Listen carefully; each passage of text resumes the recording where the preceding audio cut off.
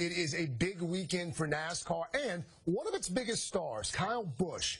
On Friday, Busch was involved in a multi-car accident at Daytona, his first race there since suffering serious injuries in a February crash. This time, though, Busch and the other drivers walked away okay. Kyle and his wife, Samantha, sat down with us recently to talk about the road back from that very scary crash and a very important addition to their family. More now from NBC's Jenna Wolf. People have always come up to me like, hey, you know, this is my son, whatever, and oh, well, hold him for a minute. And I'm like, nope, I don't want anything to do with it, you know, not mine, don't need it. But the first time I was able to hold Braxton was amazing. Just having him in our arms and just knowing, you know, how loved he is instantly, it's just something you can't explain. Life as a dad is definitely different. We're trying to figure out what our new normal is, but it's been great. Good afternoon, everybody, as we get set for the NASCAR Xfinity Series. Saturday morning comes around, Xfinity race day, to start the season off in Daytona.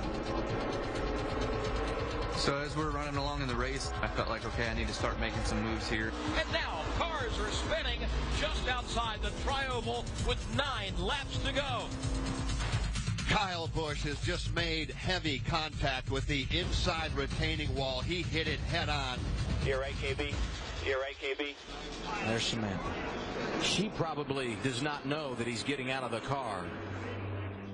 Kyle and I have always had this rule since about 2009 that if he gets in any sort of wreck, when the spotter says, "Are you okay?" he has to answer.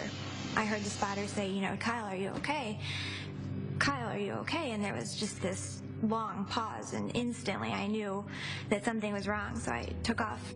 The cockpit shortened up about 12, 14 inches. Just the force of all of that going through my body. Ended up breaking my left foot and broke my right leg. The first thing he asked was, how was the baby? You know, did I feel him kick? And was I okay? He wasn't even worried about himself.